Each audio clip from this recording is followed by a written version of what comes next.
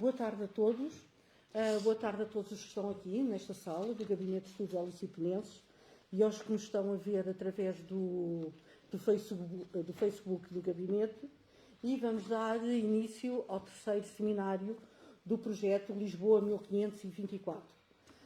Como já é do conhecimento, temos estado a trabalhar a Lisboa em 1524, o ano em que nasceu Luís de Camões e o ano em que morreu ou que faleceu Vasco da Gama. E então temos centrado em Lisboa no estudo da cidade, e nas suas várias áreas de abordagem, e temos tido a participação de vários investigadores que nos ajudam a conhecer a história de Lisboa dessa época. Hoje vamos nos centrar no tema do poder, dos poderes, das instituições, e vamos ter duas comunicações pelos professores Ana Isabel Buesco e pelo professor Mário Farel. A professora Ana Isabel está aqui connosco na sala, o professor Mário Farel vai depois intervir a partir de Braga, da Universidade do Minho. Hoje, como eu estava a dizer, vamos falar dos poderes. No último mês estivemos a falar do urbanismo da cidade, por isso, depois da contextualização em termos urbanísticos, vamos agora começar a entrar na administração, tanto régia como municipal. E assim vamos ter, em primeiro lugar, a comunicação que tem por título Dom João III e a cidade de Lisboa, encontros e desencontros, que vai ser apresentada pela professora Ana Isabel Buesco e da qual vou dar um ligeiro, porque o currículo é muito longo, mas citando apenas para enquadramento, é professora associada com agregação da Faculdade de Ciências Sociais e Humanas da Universidade Nova de Lisboa e investigadora integrada do Centro de Humanidades, o CHAM. Os principais domínios científicos que tem investigado centram-se na história de Portugal dos séculos XV e XVI, com destaque para a história política, cultura de corte, cerimónias régias, livros e livrarias régias e aristocráticas e história biográfica. Das suas obras citamos como exemplo a obra Dona Beatriz de Portugal, a Infanta Esquecida, a livraria renascentista de Dom Teodósio I, Duque de Bragança, Na Corte dos Reis de Portugal, Saberes, Ritos e Memórias, Estudos sobre o século XVI, e ainda as biografias de Dona Catarina da Áustria, Infanta de Tordesilhas, Rainha de Portugal, A Mesa dos Reis de Portugal, Ofícios, Consumos, Práticas, Representações, e Dom João III, que eu deixei para o fim, não tirando da ordem cronológica, porque é o livro que tem-nos servido de base ao estudo de Lisboa em 1524. Nomeadamente, um aspecto que a professora refere, que era 1524 era considerado o ano do fim do mundo, e nós tivemos a explorar um pouco essa situação, porque depois poderá falar, mas muito resumidamente, previa-se que o mundo acabasse em 1524 com um segundo dilúvio, e isso foi levado muito a sério pelas populações a nível europeu e mesmo a nível de Portugal, ao ponto de Dom João III ter pedido para um frade escrever uma obra que foi patrocinada pela rainha Dona Leonor, a dizer que havia erro na astrologia, que aquilo não estava certo, para que não houvesse o pânico, porque há registros de pessoas venderem casas, irem viver para os sítios mais altos, fazerem barcas, etc., porque estava previsto em fevereiro que o mundo terminasse por um segundo dilúvio. Por isso era todo este aspecto de 1524 que nos tem sido extremamente desafiante estudar, e hoje vamos ouvir a professora e com mais informação, agora centrada na ligação do rei com a cidade. Por isso, professora, tem a palavra. Muito obrigada, Edith. Vou então partilhar a janela e é este aqui. Pronto. Sim, senhora. Então, boa tarde a todos. Obrigada pelo convite. Obrigada por ter aceito. Tão amável. a tirar isto aqui, desculpem. Isto aqui é que eu já não sei tirar. É aqui, não é? Sim. Não. Desculpa. Partilhar, janela, aqui. E agora eu aqui não sei tirar. É um tracinho, Muito bem. Desculpa por estes segundos de hesitação tecnológica. Eu cumprimento o Gabinete de Estudos Holícipenses pelo convite amável que me fizeram para colaborar. Já tenho colaborado noutras ocasiões. E, portanto, quando me pediram para falar sobre Lisboa 1524, Dom João III, eu pensei, a Edith falou nos poderes, vamos falar de poderes, mas os espaços também são lugares de poder e, portanto, eu vou falar privilegiadamente nos espaços da Lisboa do tempo de Dom João III, nos seus encontros e nos seus desencontros com a cidade. E não está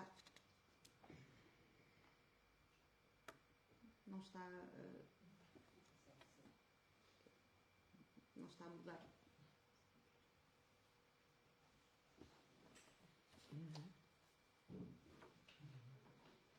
Aqui as setinhas não estão a funcionar.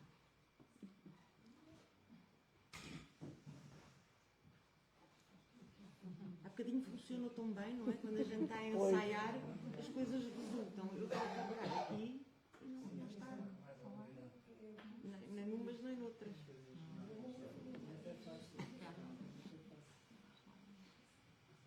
Parar a partilha, não é?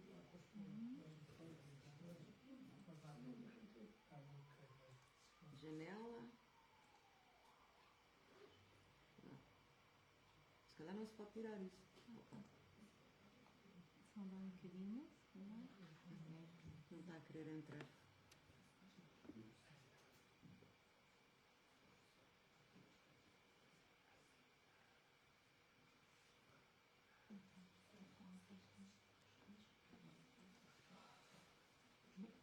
Agora sim.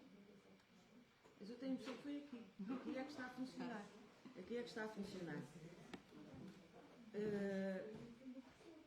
E, portanto, uma contextualização que é necessário fazer, evidentemente, eu começo com a subida ao trono do Dom João III, que sobe ao trono português em dezembro de 1521, depois da morte do pai de Dom Manuel. E os contextos são contextos, a Edith estava a falar em 1524, mas realmente o reinado de Dom João III, desde o seu início, é um reinado que se inicia, de facto, com uma série de crises e de momentos sombrios, uma seca severa em todo o país, em 1521 e 22, um surto de peste, do qual morreu o próprio Dom Manuel, como escreve o Brancampo Freire. Dom Manuel, sempre tão cuidadoso a fugir de tudo, deixou-se ficar em Lisboa, foi-lhe fatal, não é? Fome endémica e finalmente um tremor de terra em outubro de 1522 que destruiu totalmente Vila Franca do Campo, grande e formosa vila, e então como cabeça e corte da ilha de São Miguel, nos Açores. Não está a passar novamente. Sim. Que heranças é que recebe este jovem com 19 anos? Sobe ao trono inesperadamente. Aliás, quando soube da morte do pai, estava a caçar em Almeirim com os irmãos. E, portanto, ele tem também uma herança relativamente pesada. A governação de um reino e de um império que já tem uma configuração e uma espessura muito importante, não é? Geograficamente muito extenso, disperso e longínquo. Depois, a necessidade de casar. Ele sobe ao trono solteiro. Claro que eu podia agora demorar muito sobre o terceiro casamento do Dom Manuel com a Dona Leonor da Áustria, que era a noiva pensada e quase concretizada para o Dom João e que depois acabou por casar com o pai. Uma extensa família a seu cargo, nomeadamente a Rainha Viúva Dona Leonor, os seus 8 irmãos e irmãs, que o Dom Manuel, no seu extraordinário testamento, acaba por encomendar expressamente ao rei. E depois problemas geopolíticos herdados do reinado de Dom Manuel.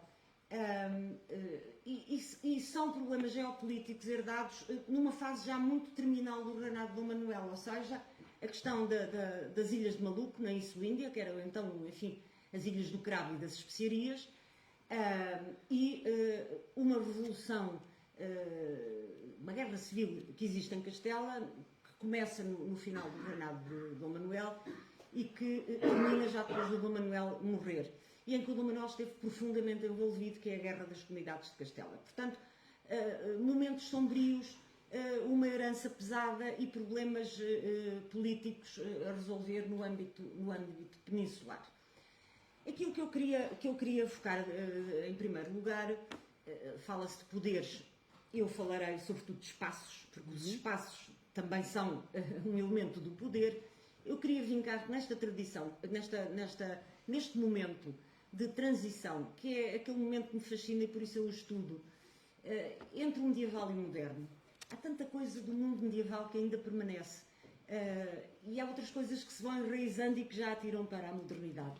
Uma das coisas, um dos aspectos desse momento de transição é a utência que a realeza faz dos seus espaços, dos espaços do reino. E nós temos uma realeza ainda itinerante, claramente ainda itinerante, o que é um traço, como sabemos, da realeza medieval.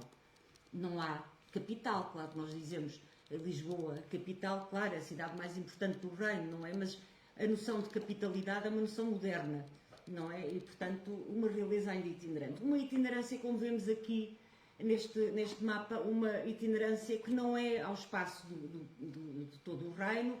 Aqui temos um pormenor deste mapa de Portugal antigo e moderno, em que vemos precisamente as localidades, não é? A mais a norte é Coimbra, não é? A mais a sul, Évora. Lisboa, Sintra, Almeirim, Santarém, Tomar. Portanto, uma realeza ainda itinerante. Porquê? Porque ainda esta itinerância? As principais razões, eu penso que são as que mostro agora. As deslocações sazonais marcadas pelas estações do ano. Portanto, os reis vão para Sintra, o paraíso terreal, como lhe chama Gil Vicente, no verão, não é? Para fugir aos calores e às eventuais epidemias, não é? E depois a caça e a montaria no inverno em Almeirim, sobretudo, não é? No Paço de Almeirim.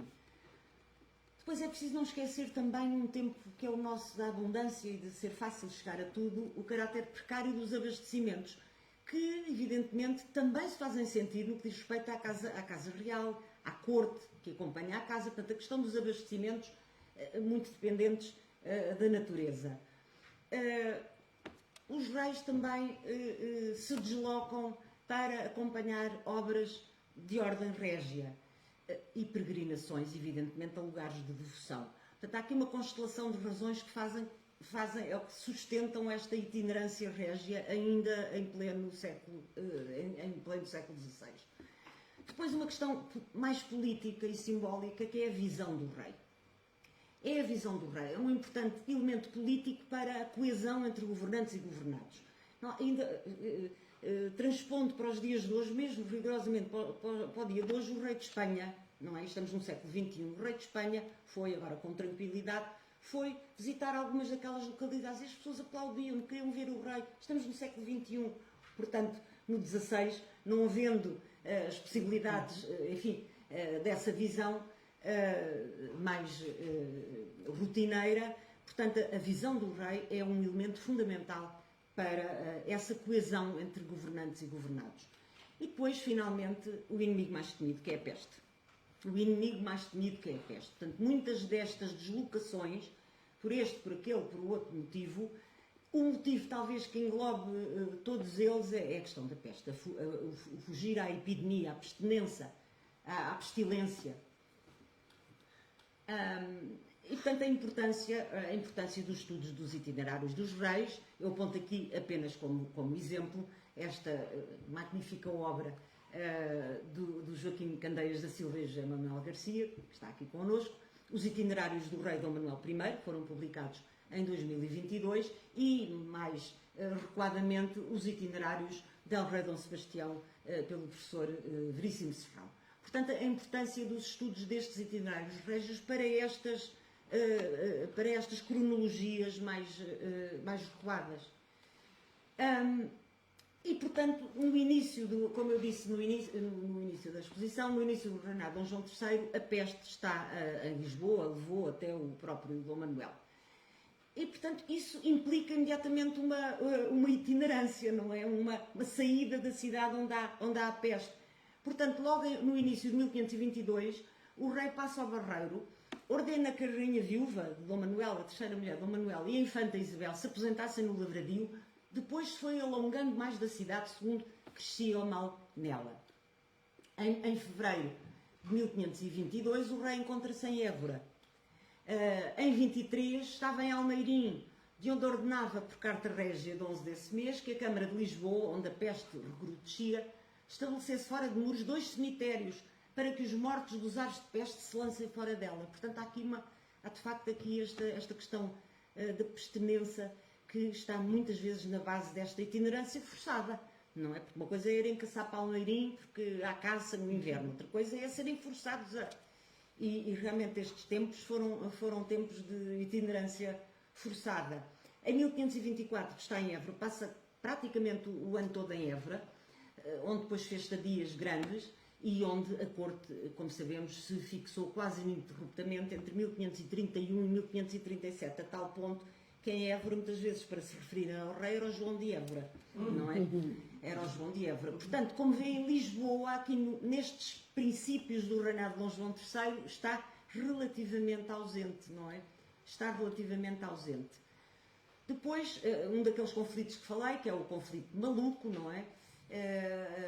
Que tem a ver com o Tratado de Tordesilhas, não é? O Fernão Magalhães oferece ao Dom Manuel, e por causa de uns tostões do Dom Manuel, que o Dom Manuel não lhe concede, ele vai-se oferecer a Espanha, não é? E, portanto, daí este dissídio, onde não me vou demorar, mas que foi um problema que criou muitas clivagens entre Dom João III e Carlos V, porque precisamente as Ilhas de Maluco estavam, digamos, dentro do hemisfério que, pelo Tratado de Tordesilhas, cabia a Portugal e não a Castela, na altura, não é?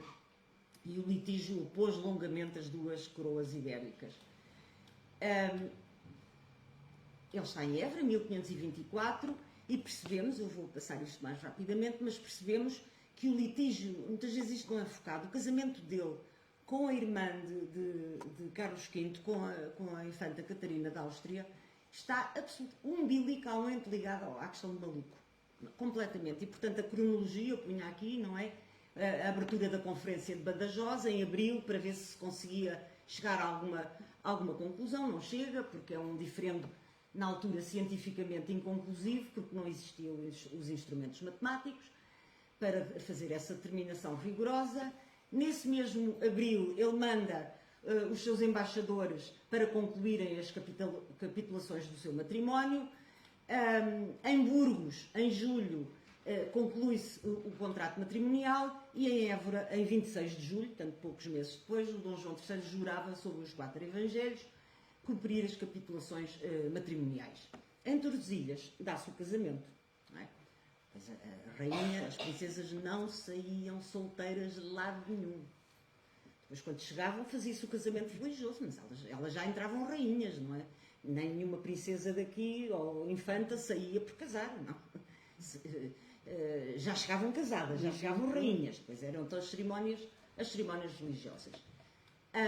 Que ocorrem no caso do Dom João III e da Dona Catarina, em Estremoz, ao contrário também do que se escreveu com base na crónica eu própria, na primeira edição, segui, claro, o cronista, e de facto depois percebi que não, o casamento não é no Crato, o casamento do Dom Manuel é que é no Crato, o terceiro casamento, o casamento do Dom João III é em Estremoz, na igreja de São Francisco.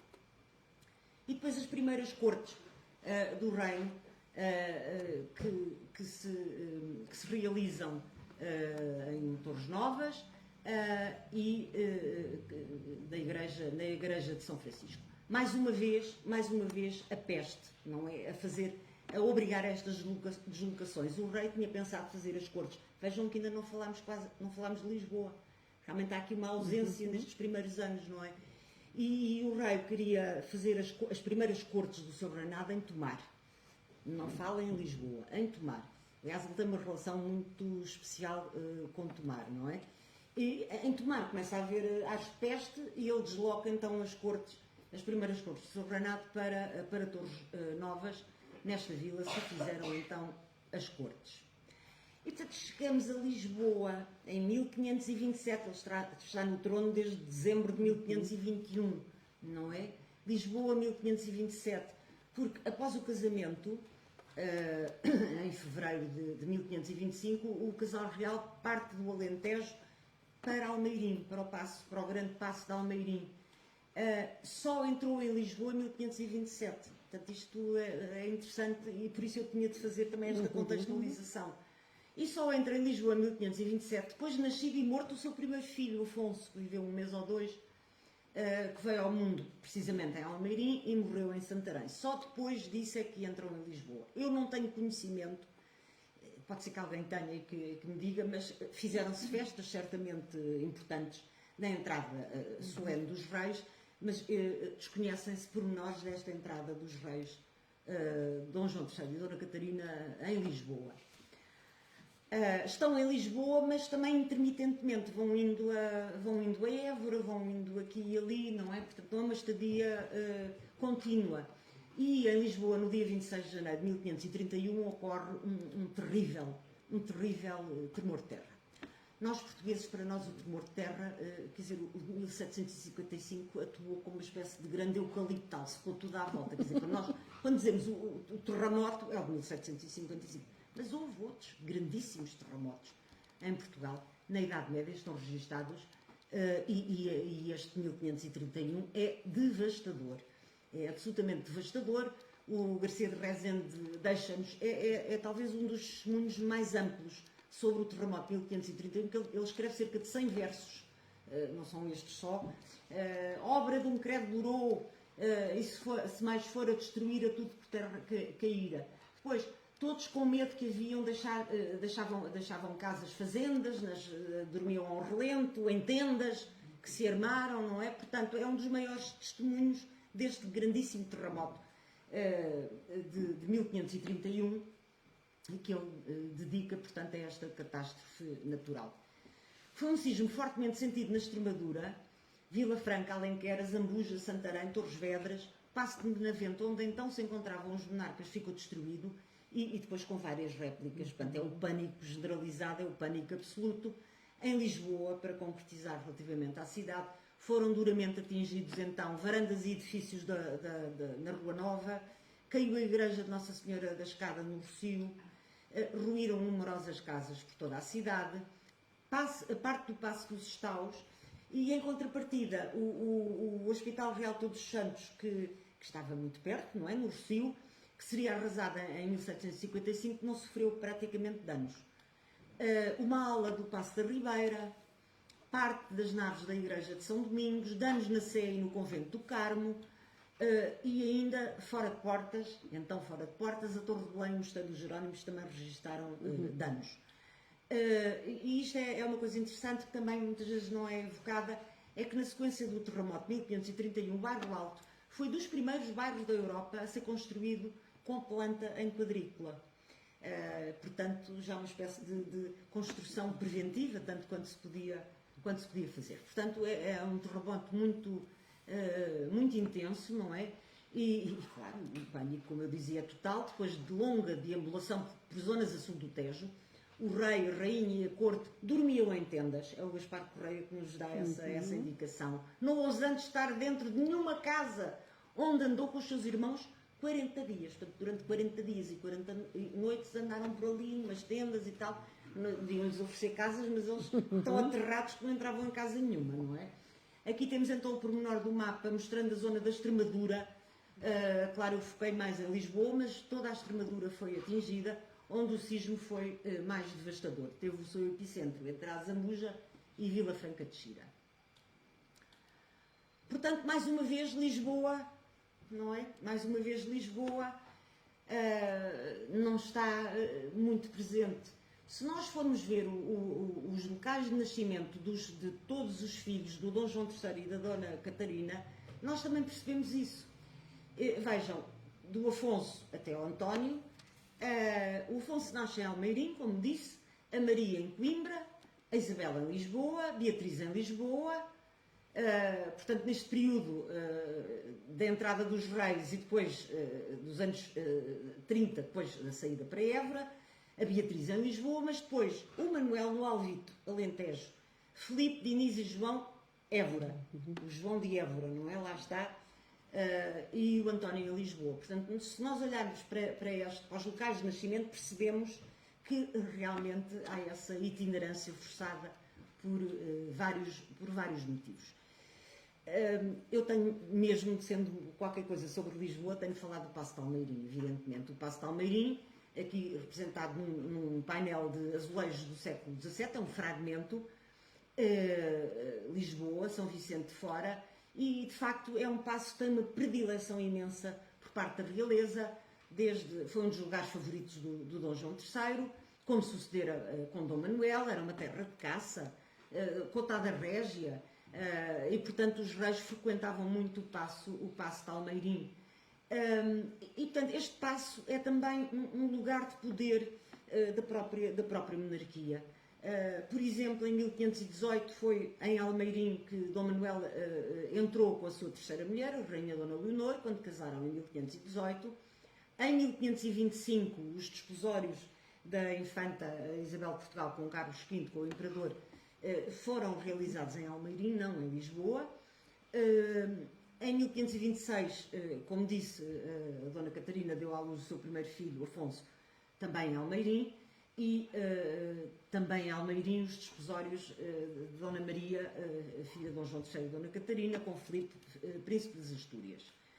Portanto, é um lugar de poder e uma memória que é só imaginada, porque não é só o Paço da Ribeira que nós temos de imaginar e ver em fragmentos, não é?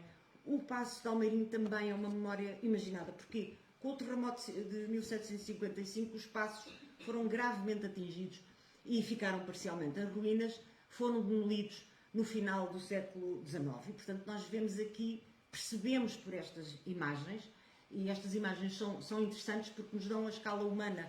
Portanto, vejam aqui estas pessoas, não é? Estes habitantes, não é? E vemos esta parede que ficou, porque era uma coisa brutal, o Paço de Almeirim. As ruínas foram demolidas no final do século XIX. Vou passar isto adiante. Há aqui uma proposta interessante, proposta de Constituição 3D do antigo Paço de Almeirim, dirigida por Elias Rodrigues, em que vemos ali assinalada a sala grande. Todos os passos tinham uma sala grande, ou a grande sala, não é? E as dimensões prováveis do edifício, vejam, comprimento cerca de 100 metros, largura média 24 e altura máxima 24 metros. Portanto, é de facto um dos lugares de poder da realeza portuguesa, nomeadamente da dinastia Davis, o Paço Real de Almeirim. Claro, Sintra, o Jardim do Paraíso de Real, não é, com Gil Vicente, também muito amado pela realeza portuguesa, e Évora. Portanto, Évora, colónia romana, como se diz ali, como se escreve no foral. E das Cortes de 98, o Dom Manuel chamava Évora a segunda destes reinos em dignidade e principal nos factos, não é? Dom João III residiu aí com muitíssima frequência e investiu profundamente na cidade, ao contrário do que aconteceu com Lisboa, não é? Ao contrário do que aconteceu com Lisboa. E, portanto, Lisboa e Dom Manuel e Dom João III, encontros e desencontros. Não tenho a pretensão de aqui esgotar a bibliografia e as obras que marcam a história de Lisboa, mas, claro, indico estas, não é? Do Hélder Carita, da Irisalva Moita, do Carlos Caetano, a Ribeira de Lisboa, da Anne-Marie Jordan, na Cidade Global. Portanto, há muitíssimo material para quem queira estudar Lisboa ou conhecer Lisboa de outras épocas. A panorâmica de todos conhecida, não é? Atribuída a António de Holanda, uma cidade, de facto, em diálogo profundo e constante com o seu rio, de tal maneira que, falando em lugares de poder e em espaços de poder, o Paço da Alcáçova vai perder para o Paço da Ribeira, não é? E realmente a questão da capitalidade, como eu dizia há bocadinho, é uma concepção articulada com os progressos do Estado moderno, não é? Quer dizer, alguém que escreva um texto sobre a história medieval é um bocadinho problemático falar em Lisboa como capital. Claro, é uma cidade, como escreve o Walter Rossa, na Lisboa quinhentista, a singularidade de Lisboa numa perspectiva comparada em termos europeus, e ele diz precisamente com as características transoceânicas e transcontinentais do espaço que capitalizou. O caso de Lisboa foi inaugural até em termos europeus. Lisboa foi de facto a capital do primeiro império de âmbito planetário e, portanto, evidentemente, para além de ter sido a principal plataforma da expansão portuguesa, já era um centro do processo histórico de Portugal desde a conformação do Estado Nacional, do Espaço Nacional, desde o século XIII. Pois não espanta que venha-se, de facto, a ser a capital. Mas não há este conceito de capital na época medieval. É a cidade principal do reino, é a cabeça do reino, mas capital nós não vemos em lado nenhum, não é? E, portanto, aqui temos Lisboa. Eu tinha aqui, enfim, assinalado várias questões que parecem importantes relevar, não temos tempo, mas chama a atenção para esta vista parcial de Lisboa quinhentista, preciosíssima, não é? De autor flamengo ou ibérico, há muitas dúvidas. Eu já vi atribuírem a data de 1540 ou 50, mas há quem defenda que é de 1570 a 80, não é? E, portanto, é uma imagem preciosíssima, aquilo que mostra apenas em parte, não é, da cidade, com a Casa do Santo António aqui assinalada, etc. Então nos podemos demorar. Em todo caso, só como particularizando aqui a questão do chafariz de El Rei, não é? O chafariz de El Rei que está aqui assinalado nesta zona da imagem, o chafariz de El Rei, aqui sinalizado, e depois temos então aquela tela que foi encontrada e que foi conhecida há relativamente poucos anos e que nós percebemos que realmente é muito fiel, que para quem diga, se calhar não é uma imagem de Lisboa, que isso também foi discutido, bem, o chafariz de El Rei não engana, não engana, e é realmente uma representação, o chafariz de El Rei ou dos cavalos, porque as bicas da água eram cabeças de cavalo em mármore e, portanto, era um espaço de sociabilidade absoluta na cidade de Lisboa, a questão da água, não é? Chafariz de El Rei, aqui temos então a tela, era um dos mais antigos chafarizes de Lisboa, servindo para o abastecimento, nomeadamente de Alfama, os barcos, não é, que aportavam à Ribeira, e aparece pela primeira vez referenciado na documentação em 1220, não é? Claro que todas estas obras aqui, os cavalos e todos estes arcos, isto já é muito posterior. Todos os reis têm tendência a intervir em qualquer coisa que era absolutamente crucial, ontem como hoje, não é? Que era o abastecimento das águas, não é? Que era o abastecimento das águas. Portanto, o Dom Manuel também intervém profundamente. A casa em que nasceu o Santo António, ali. Outra coisa interessante que quase está esbatida, mas que se vê também nesta representação, é a Casa dos Bicos.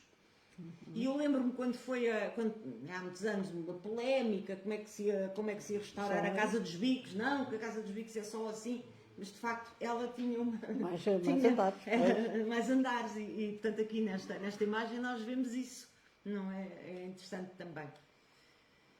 Aqui os pontos essenciais da cidade, o Paço da Ribeira, construído por Dom Manuel, a porta do Palácio Real, o Arsenal e a Guerra, que eram famosos, não é? Pela armaria toda que o Dom Manuel tinha. O Paço da Ribeira, aqui nesta imagem de 1575, também contrariando, isso já está ultrapassado há muito tempo, mas durante muito tempo quando se imaginava a cidade de Lisboa, imaginava-se um Paço da Ribeira voltado para o Rio. E não é verdade, não é? Portanto, o Paço da Ribeira não está voltado para o Rio, está voltado para a praça. Um bocadinho atrasado. E, portanto, evidentemente, a partir do momento em que o Dom Manuel desloca por vontade o lugar de poder da cidade, desde Dom Dinis, nomeadamente, para a Ribeira, evidentemente que vai haver um processo de ribeirização da cidade, como lhe chama o Carlos Caetano. Ou seja, e como já assinalaram como já assinalaram outros autores, a nobreza de corte tem necessidade de estar junto do poder e do espaço do poder. E, portanto, é interessante que há um processo de construção de passos, não é? Aristocráticos, o mais perto possível da Ribeira. Por arrasto, a Ribeira tornou-se para a nobreza uma zona apetecida para fazer construir os seus palácios e, como escreve a Irisalva Moita, morar na Ribeira passou a ser sinónimo de possuir elevado estatuto social. A partir do século XVI é este conjunto urbanístico, no qual alternam palácios com edifícios públicos, mercados e estaleiros, que se vai impor formando o primeiro plano em todas as panorâmicas da cidade. Escreve Irisalva Moita. Portanto, essa proximidade com o poder. Passar adiante. Já passei o tempo? Pronto. Então, o Paço de Alcáçova, não sendo habitado, um progressivo declínio, não é? Portanto, tem que avançar. Portanto, há cartas, uma carta de Évora, em que o rei responde à variação de Lisboa acerca do estado muito precário das paredes do Paço de Cima, que já estavam a abaular e em riscos de tornar a cair, e o rei respondia: eu tenho lá agora mandado o Torralva, o meu arquiteto Torralva, mestre das minhas obras. Em 49 o Damião de Góis escreve que chove na Capela Real, não é? E, portanto, Dom João III e a cidade de Lisboa não foi a cidade da sua predileção, o que contrasta claramente com o pai, não é? Que interveio profundamente na malha urbanística de Lisboa e o seu investimento na cidade foi muito menor que o do seu pai. Eu só queria, tinha aqui muito mais coisas, não é? Dizer o que é que ele mandou fazer, as obras que ele acabou, o Terreiro do Trigo, o Cais do Paço da Ribeira. Tinha certamente outros planos para Lisboa, como nos diz o Francisco de Holanda, mas intervém muito menos do que o pai. Portanto, avançando, isto aqui tenho que falar e vamos voltar a 1521, para também ilustrar um bocadinho esses encontros e esses desencontros que podem também ser devidos à má relação que nos últimos anos os pai e filho tiveram, o Dom Manuel e o Dom João III tiveram. E vamos ao momento simbólico da sua aclamação como rei. A cerimónia, os conselheiros dele e o amo e tudo isso diziam que tinha que ser no Paço da Ribeira. E ele não quer que seja no Paço da Ribeira, porque o Paço da Ribeira é o lugar de poder do pai. O pai construiu do zero e, portanto, era o palácio do pai. Não é por acaso que ele quer que a cerimónia decorra na Igreja de São Domingos, ao Rossio. O Nuno Sendes, o meu colega Nuno Sendes, já em tempos assinalou isso, portanto, na sua obra O Paço da Ribeira, o assinalar a descontinuidade também em termos espaciais e simbólicos em relação ao Dom Manuel. É uma hipótese. Aqui temos, então, a Igreja de São Domingos, ao Rossio, não é? O Paço da Ribeira, não é? Realizou obras, sim senhora, mas não era manifestamente o seu lugar privilegiado em Lisboa. Em Santos, muitas vezes, mal o pai morreu, ele não se acolhe ao Paço da Ribeira, vai para o Paço de Santos. Tinha aqui as coisas para dizer, mas se calhar estava de facto muito comprido. O Paço dos Estaus. O Paço dos Estaus é um edifício, na verdade, enorme, de traço admirável e, sobretudo, a partir de 1540, o Dom João III habita com muita frequência este paço e passo esse que está ligado a muitos episódios marcantes do seu reinado. Foi nos Estaus, não na Ribeira, que Dom João III recebeu Francisco Xavier pela primeira vez. Aqui morreu o seu filho bastardo Dom Duarte em 1543. Dos Estaus partiu para Castela a filha Dona Maria, e aqui veio a ser instalada, como sabemos, mais tarde, a Inquisição. Não é? Portanto, na implantação onde nós temos hoje, não vou falar da Zara, não é? Não vou falar da Zara, que era o Hospital Real Todos os Santos, não vou falar da Zara. Antes estava lá a pastelaria suíça, assim, agora é uma Zara monstruosa. Tudo bem, não é? Mas me choca-me um bocadinho, confesso. A praça mais nobre da cidade, não é? E o Paço dos Estaus é o Teatro Dona Maria II, não é? Portanto, era aí o Paço dos Estaus. Ele tem projetos para Chabregas que depois ficam por cumprir, não é? Que o Francisco de Holanda tenta ainda incentivar o Dom Sebastião mais tarde, em 1571. As reuniões de cortes com Dom João III também, não há nenhuma que se passe em Lisboa. 1525 Torres Novas, 1535 Évora, 1544 Almeirim. As entradas régias não vou falar, temos que passar à frente. Mas enfim, são estas entradas régias, quer do Dom Manuel em 1521 com a terceira mulher, quer em 1552 da Dona Joana para casar com o Príncipe Dom João, portanto vão ser pais de Dom Sebastião.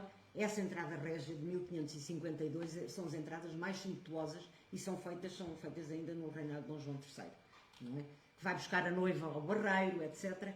E eu terminaria então dizendo que, claro, que Lisboa tem uma importância central, mas há encontros e desencontros entre Dom João III e esta cidade, porque nós podemos dizer que ele tem uma outra geografia de poder, não é? Uma outra geografia de poder que passa sobretudo por Évora. Aliás, há um fortíssimo, desculpem-me o anglicismo, mas um fortíssimo lobby, naqueles 6 anos em que a corte portuguesa está em Évora, há um fortíssimo lobby encabeçado pelo Garcia de Rezende, que quis fazer de Évora, dar-lhe uma dimensão de capitalidade, não é? Portanto, de uma transferência da corte, em definitivo, para Évora. E, portanto, uma outra geografia de poder que passam por Évora e por Tomar. E por Tomar, onde, eventualmente, é uma coisa que não é consensual, é uma proposta muito pertinente, mas que não ganhou consensualidade, do Rafael Moreira, o meu colega Rafael Moreira, que seria, enfim, que Dom João III não quereria ser sepultado em Lisboa, mas que quereria ser sepultado nesta obra-prima, daquela que é considerada uma obra-prima do Renascimento em Portugal, construído por João de Castilho em 1547, que o rei, portanto, teria destinado para a sua sepultura. Portanto, Dom João III, encontros, sim, mas também vários desencontros, alguns deles, se calhar, nós ainda não desenredamos bem totalmente os porquês, mas claramente uma cidade onde ele está, uma cidade que tem essa dimensão de capital imperial, digamos assim, não é? Mas que, sob o ponto de vista pessoal do Dom João III, contrasta muito com aquilo que foi a Lisboa manuelina e o investimento imenso que o Dom Manuel fez na cidade. Obrigada e desculpem ter atravessado.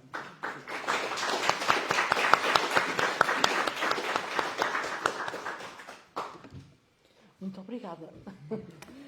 Acho que ficámos aqui com imensos assuntos e outros que foram levantados, que depois, na parte final, podemos abrir para algumas perguntas e algum debate e até para aprofundar alguns desses assuntos que tenham ficado por explorar.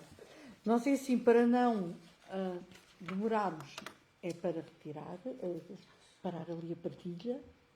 Faz favor. E agora o microfone. E baixar o microfone. Precisamos de mais alguma coisa?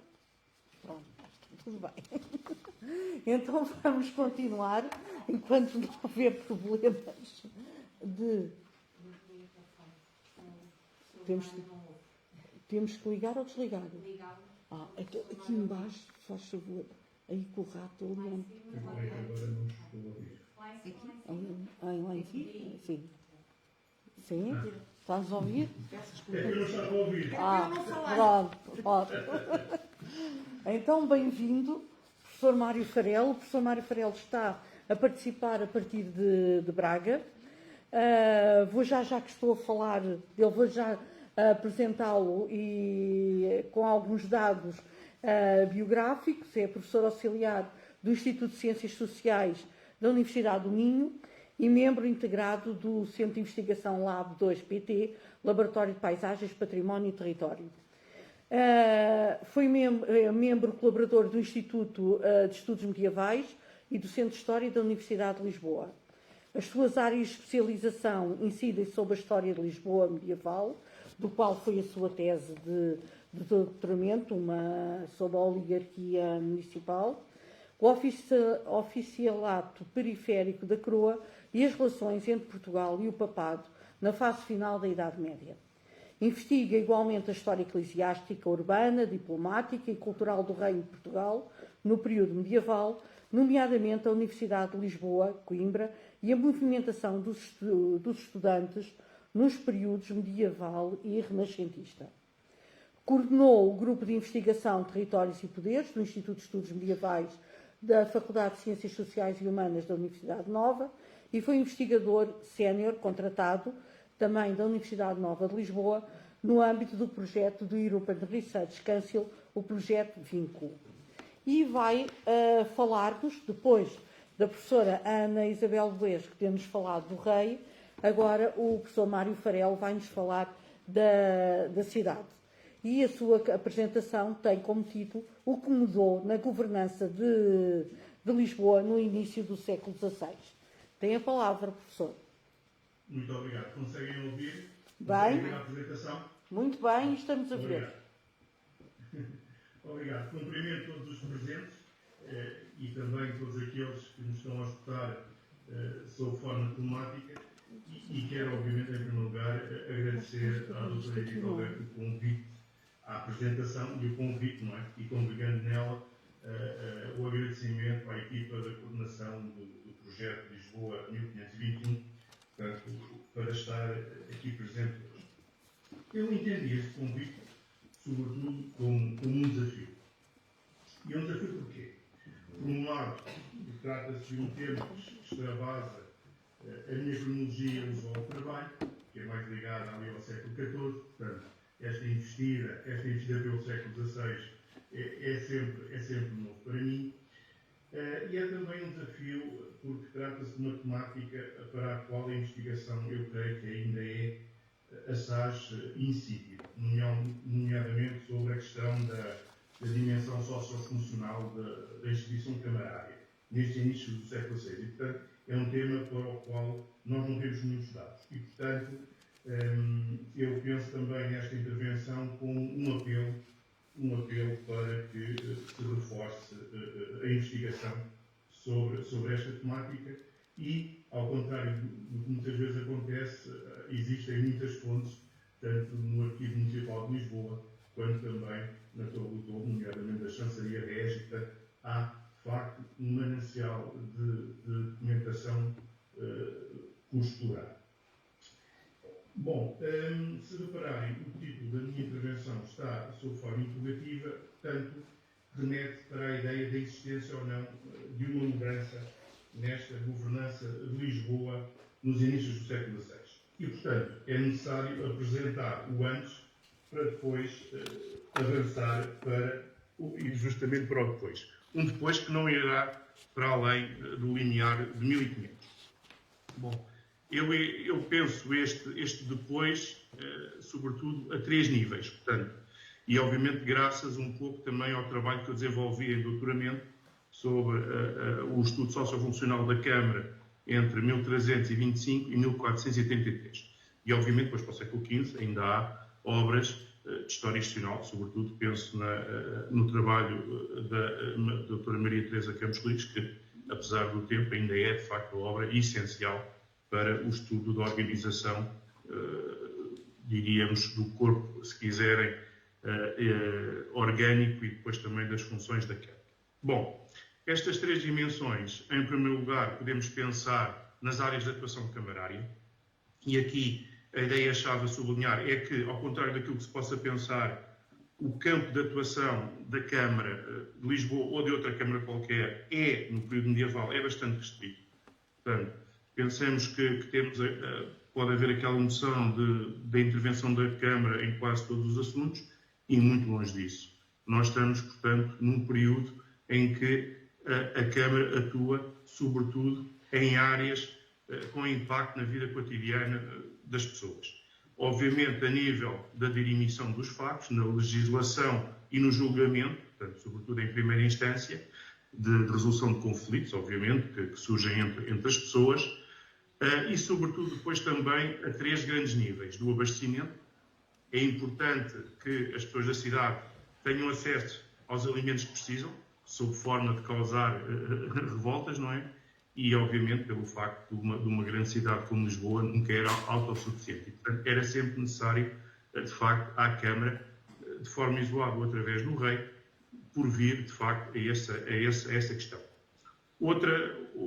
Outra área também de impacto para a vida das pessoas era a higiene urbana. Portanto, contribuir para a salubridade, de facto, das pessoas e, nomeadamente aqui, através das posturas, podemos ver, de facto, as preocupações da Câmara justamente com os espaços específicos para a acumulação do lixo.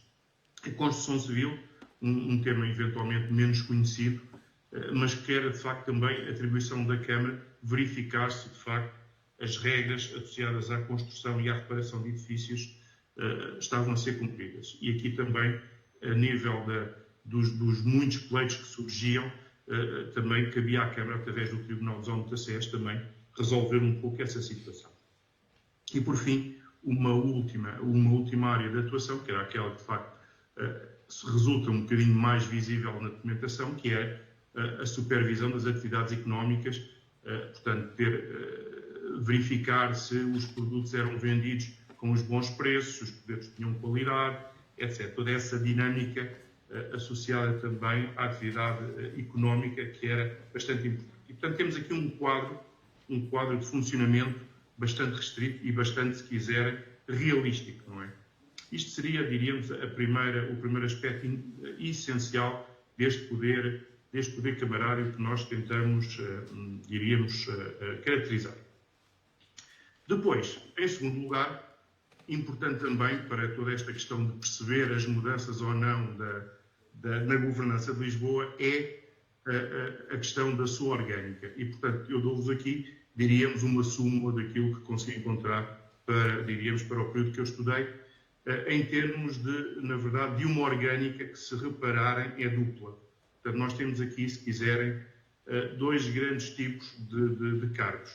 Temos aqueles cargos que seriam, diríamos, mais associados à governança da cidade, portanto, que poderiam, de facto, ter uma ação mais efetiva na tomada de decisão.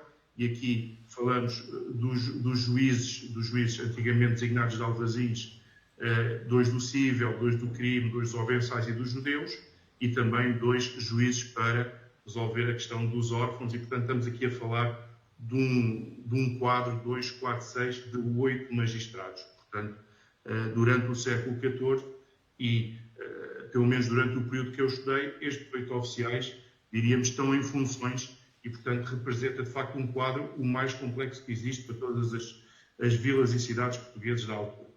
E depois complementado com 24 almotacés, portanto, o magistrado responsável pela supervisão dessas 3 atividades que nós falamos, da salubridade, da construção e, sobretudo, das atividades económicas. 24, porque eram eleitos aos pares e os seus mandatos duravam um mês.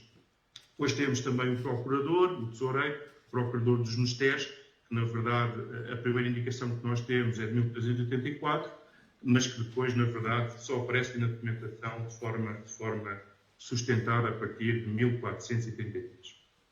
E depois, fora destes cargos eletivos, que tinham durações anuais, daí a ideia de rotatividade, temos os cargos não rotativos, que seriam ocupados por funcionários que teriam períodos de vigência variáveis, consoante a conjuntura, porque morriam ou porque mudavam para outros cargos, e, portanto, não havia aqui períodos definidos. E aqui falamos sobretudo do contador, responsável pela questão das finanças, o escrivão, os provedores das capelas, algumas capelas eram administradas pelo Conselho, e depois oficiais mais, diríamos, se quiser, mais de caráter executivos, mais ligados à segurança, como os porteiros, ou à percepção de dívidas, como os chapéus. Bom, temos, portanto, aqui um segundo aspecto, que é a orgânica.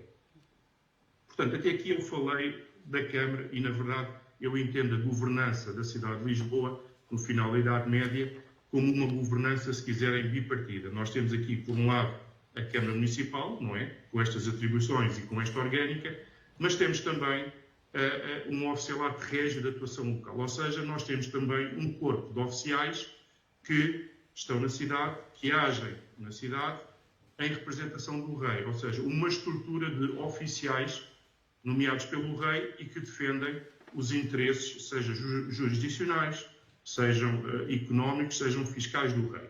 E, portanto, eu creio que esta segunda dimensão também ela cabe um pouco neste escopo desta governança, se quiserem, da cidade. E neste oficialato régio de atuação local, eu penso que podemos ver, diríamos, este oficialato a dois níveis. Por um lado, o nível de supervisão, portanto, uma representação do monarca na figura do alcaide, por exemplo. Alcaide esse que, com o desenvolvimento dos corredores, vai perder importância e que, no século XV, vai se restringir sobretudo à representação do monarca e às dimensões mais policiais, se quiserem, da cidade, e depois também o Procurador-Geral, que representa o rei nos diversos tribunais que existem na cidade.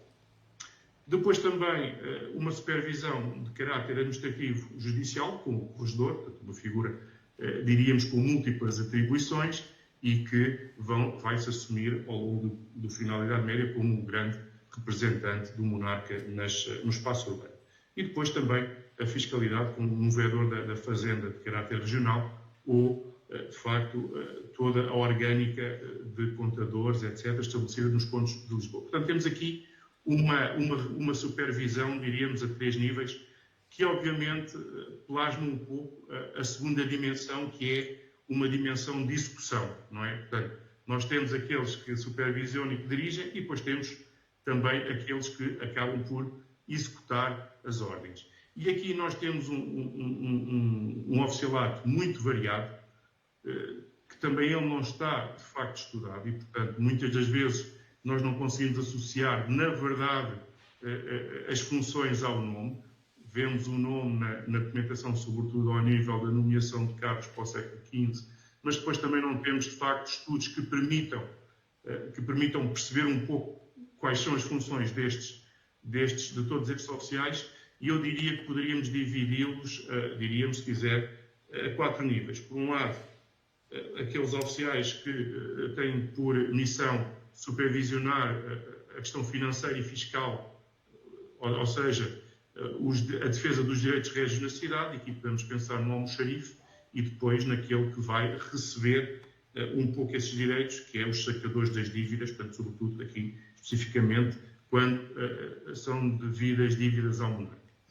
E depois temos também um conjunto de oficiais que eu diria ligados aos diversos equipamentos que o rei tem na cidade ao nível da produção, da transformação e mesmo da conservação.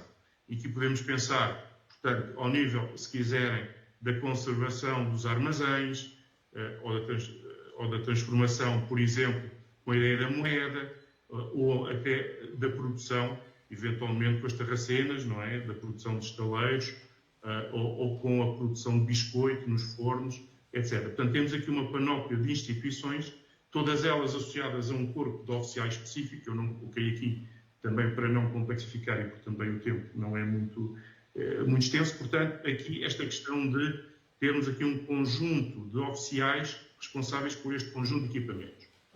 E depois, numa terceira dimensão, diríamos estas mesmas repartições, mas já ligadas à cobrança de exações, de penas ou de multas. E aqui eu incluiria aqui nesta categoria, portanto, todas, se quiser, as pequenas repartições que existem na cidade, a portagem, a alfândega, as obras da cidade, as ovenças, que são aqui os direitos régios, os muros, diríamos as penas e as multas cobradas em favor da muralha, portanto, da sua reparação, os muros forros do Arrabaldo, da Vila Nova, do Julgado das Cisas, portanto, esta dimensão mais institucional, mas ligado à questão mais fiscal. E, por último, o provedor das capelas de Dom Afonso IV e Dona Virgem, uma dimensão, se quiserem, mais religiosa, que tem a ver com a gestão, a administração das capelas deixadas na cidade por este casal de reis.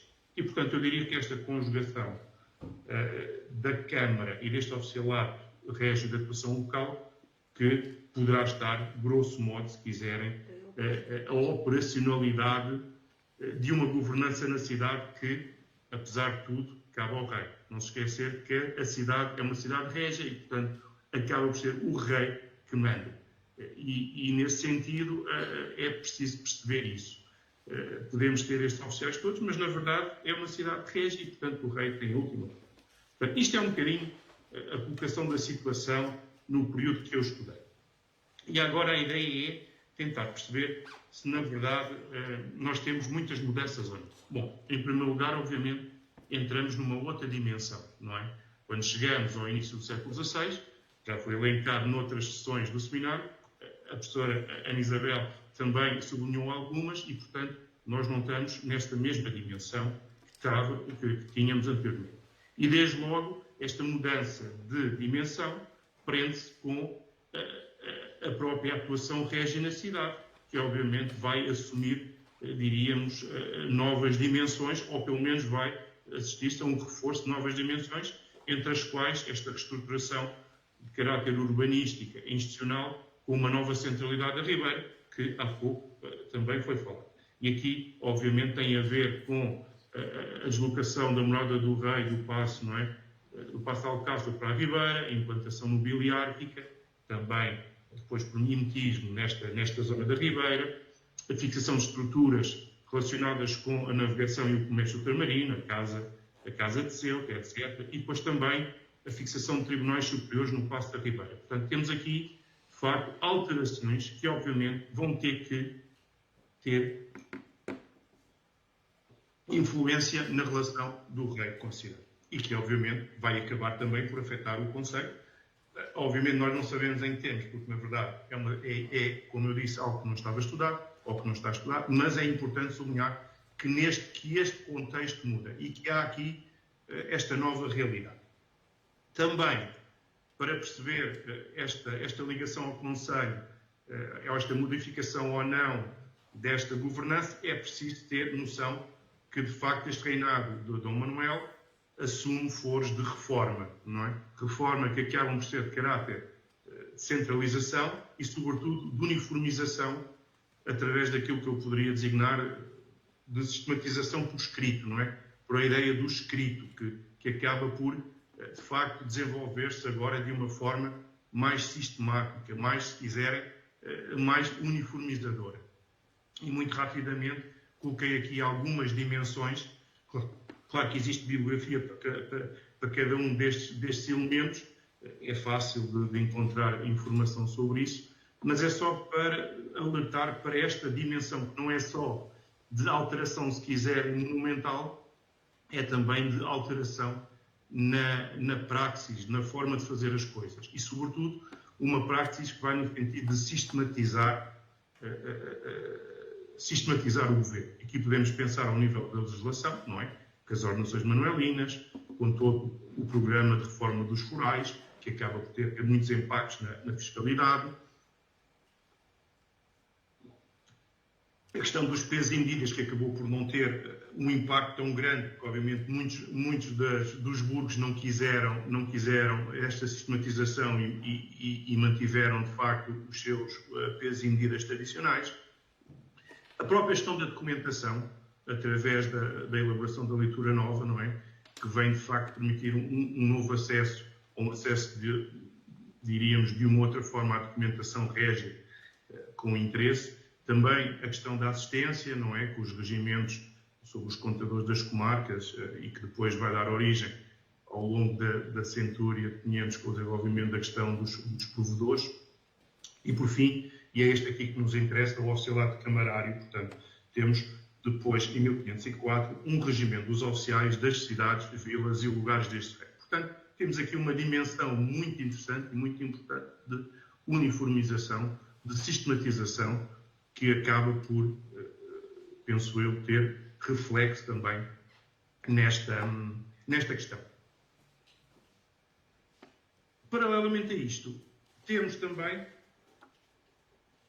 e aproveitando também os exemplos que eu falei anteriormente, de Lisboa ser um exemplo em muitas destas reformas. E aqui, obviamente, isto não é novo, já foi avançado e, sobretudo, estudado de uma forma mais exaustiva pelo Dr. José Manuel Garcia. Portanto, esta ideia de que, na verdade, nós temos Lisboa a servir como laboratório para algumas destas reformas.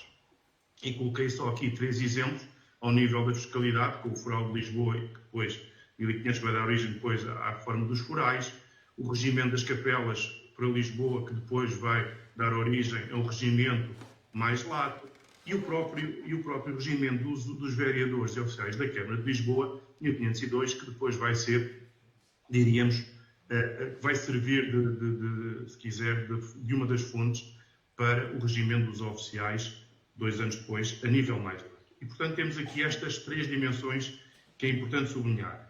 Mudanças de caráter urbanístico muito importantes, mudanças mentais e da prática burocrática, e aqui de Lisboa como exemplo. E tudo isto vai acabar por se repercutir, lá está, nestas alterações relacionadas com a governança. Desde logo, e se eu há pouco tinha começado do Conselho e depois para ir para o Oficialato Régio, agora vou inverter. Desde logo, nós, para o Oficialato Régio, temos, sem dúvida, uma complexificação das estruturas administrativas que o rei tem na cidade. Porque lá está, existem novos desafios causados por esta ligação de Lisboa, não é, à expansão, aos descobrimentos, portanto, a todas estas novas relações que se tecem entre a cidade e depois as regiões ultramarinas, que se plasmam na necessidade de desenvolver novas estruturas de caráter administrativo. E, obviamente, muitas delas vão se fixar na cidade e, especificamente, na Ribeira. E temos aqui os casos de Ceuta, da Guiné, da Mina, da Índia. Coloquei aqui também um pormenor da Vista de Leiden sobre as terracenas novas, com a artilharia. E, portanto, temos aqui, lá está, se já era complexo com todas aquelas repartições, agora ainda se há mais. Com mais estruturas e certamente com mais oficiais.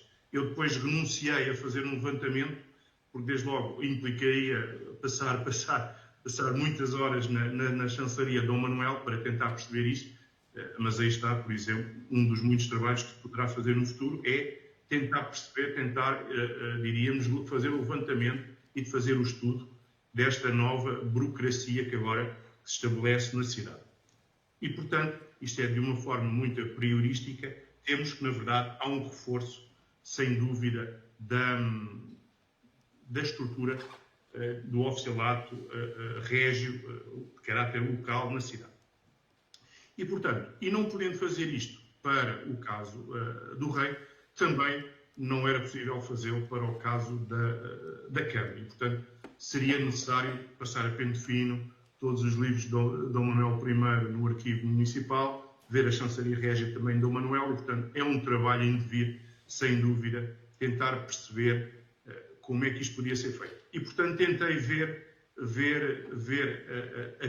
a questão através de uma outra forma, através de um outro expediente, que foi tentar perceber o que é que este regimento dos vereadores e oficiais da Câmara de Lisboa, de 1502, trazia de novo. Ou o que é que ele, diríamos, mantinha à luz daquilo que eu sabia para o caso da Câmara para o século XIV e inícios do século XV. E, portanto, aquilo que eu fiz, e é isso que me vai manter até ao final do tempo, é sobretudo analisar um pouco este regimento para tentar perceber, na verdade, se conseguimos extrair algumas conclusões relativamente à manutenção ou na inovação, de facto, da orgânica camarária e da prática do oficialato camarário neste período. Bom, pareceu-me ainda assim interessante de o fazer porque, na verdade, este regimento acaba por ser significativo desse ponto de vista. E aqui eu coloquei aqui o prólogo dele e só chamar a atenção porque, na verdade, tem 3, 4 ideias que me parecem muito interessantes e que vão ligar-se, creio eu, àquilo que eu acabei de dizer anteriormente. Ou seja, acaba por provar um pouco que aquelas dimensões que nós falámos atrás acabam por ser, de facto, eficazes e significantes. Bom, e aqui vou-me circunscrever, diríamos, às partes do prólogo a cores. Portanto, aqui na parte amarela, se repararem, vemos esta ligação há necessidade de sistematizar, não é? Portanto, esta ideia de que agora já não é bom fazer leis avulsas, portanto, agora aqui a ideia é fazer bons regimentos, fazer boas ordenanças, portanto, fazer textos que acabem por agrupar a legislação para ser mais fácil o conhecimento e o cumprimento, não é? E que essa prática é, sobretudo, mais importante e mais necessária na cidade de Lisboa, por ser a cabeça de tudo isto. Portanto, de todo estes senhorios, não é? De toda, de facto, as orgânicas institucionais do reino. Portanto, se tem cabimento em todos os sítios, ainda mais em Lisboa, porque é, de facto, a cidade mais importante. E reforço também aquilo que a professora Ana Isabel disse, que, obviamente, Lisboa não é a capital neste período do reino, e nunca pode ser, porque é um conceito, obviamente, que, se falarmos do período tardo-medieval, é, obviamente, um conceito anacrónico. E, portanto, aqui faz sentido, cabeça do rei, utilizar a analogia antropomórfica, se quiserem, não há problema. Agora, a capital também não é lícito. Bom, depois também aqui esta ideia do tal exemplo, se repararem, o que está ali a turquesa, portanto, esta terceira ideia de que deve sair todo o bom exemplo para todas as cidades e vilas da cidade de Lisboa. E, portanto, é lícito que se quiserem, esta dimensão de organização de regimentos comece por Lisboa, que é de facto a cidade que pode servir de exemplo, mas sublinhava aqui sobretudo esta última parte, que é, na verdade, este regimento é muito necessário porque algumas coisas têm que ser emendadas e corrigidas por causa do grande crescimento do seu povo e das rendas. Portanto, sabemos que este regimento provavelmente é feito para alterar alguma coisa. E, portanto, justifica-se um pouco que nós o abordemos nessa dimensão. Estamos a ver aquilo que estava e aquilo que passou a ser. Será interessante ver o que é que este regimento pode dizer relativamente a isso. Obviamente, este regimento tem várias disposições, não posso e não conseguirei falar de todas elas.